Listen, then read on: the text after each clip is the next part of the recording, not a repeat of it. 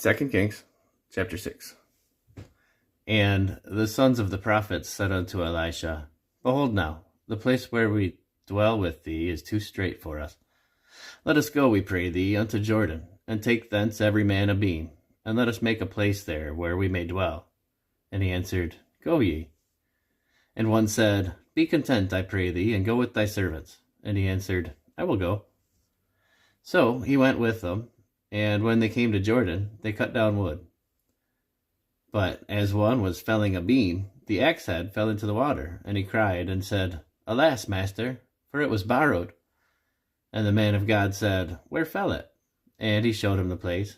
And he cut down a stick, and cast it in thither, and the iron did swim. Therefore said he, Take it up to thee. And he put out his hand, and took it.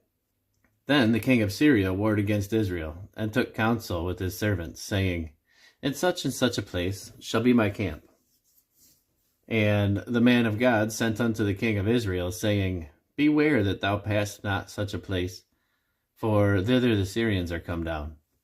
And the king of Israel sent to the place which the man of God told him and warned him of, and saved himself there, not once nor twice. Therefore the heart of the king of Syria was sore troubled for this thing, and he called for his servants, and said unto them, Will ye not show me which of us is for the king of Israel? And one of his servants said, None, my lord, O king, but Elisha the prophet that is in Israel telleth the king of Israel the words that thou speakest in thy bedchamber. And he said, Go and spy where he is, that I may send and fetch him. And it was told him, saying, Behold, he is in Dothan. Therefore sent he thither horses and chariots and a great host, and they came by night and compassed the city about. And when the servant of the man of God was risen early and gone forth, behold, the host compassed the city both with horses and chariots.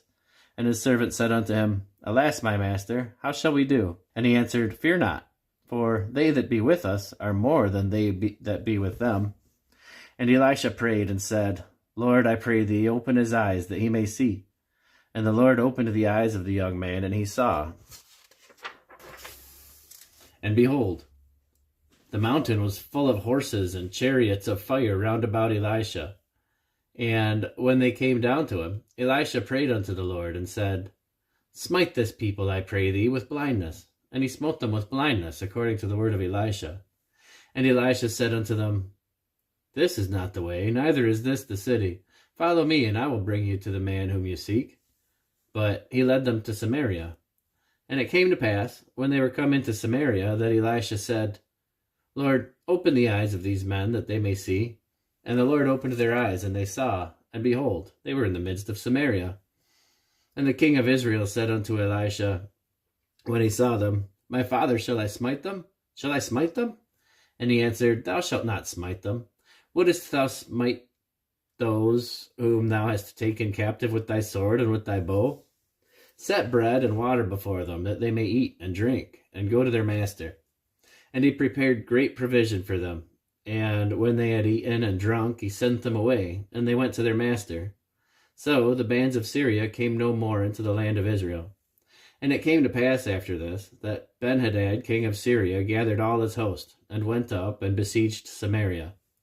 And there was a great famine in Samaria, and behold, they besieged it, until an ass's head was sold for 80 pieces of silver, and the fourth part of a cab of dove's dung for 5 pieces of silver.